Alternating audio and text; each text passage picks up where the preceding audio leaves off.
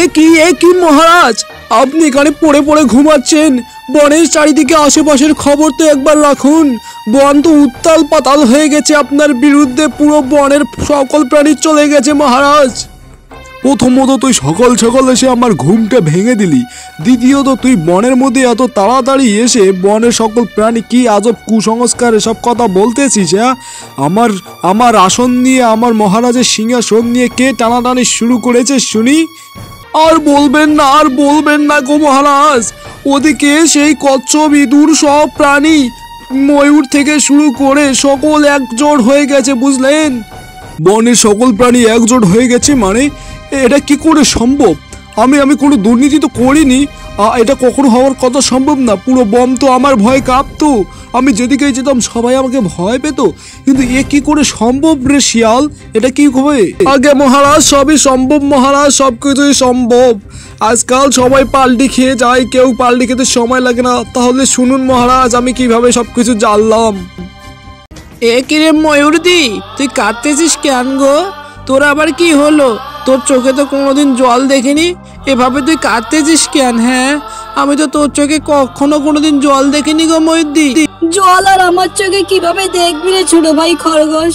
আমি তো কখনো কোনোদিন কাঁদিনি, আজকেই তো প্রথম কাঁদতেছি। আর কাঁদছি কি আর সাধে?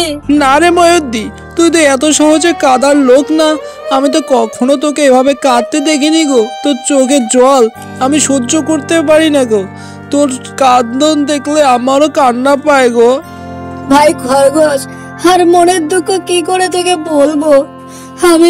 আমি আর আমার স্বামী দুজনেই গিয়েছিলাম বনের মধ্যে ঘুরতে, বুঝলি? তা না হয় বুঝলাম তুই ঘুরতে গিয়েছিস ওই মধুদার সঙ্গে, কিন্তু তারপর কি হলো? তারপরের কাহিনীটা বল শুনি। তোর চোখে কান্না কেন? তোর কান্না তো আমার সহ্য হচ্ছে না রে ময়ূরদি, তাড়াতাড়ি বল না। এটাই তো আসল কাহিনী রে। ওই সারা দুষ্টু বনের মহারাজা বাঘ আমার একমাত্র স্বামীকে খেয়ে ফেলেছে, আজ তো গিলে খেয়েছে।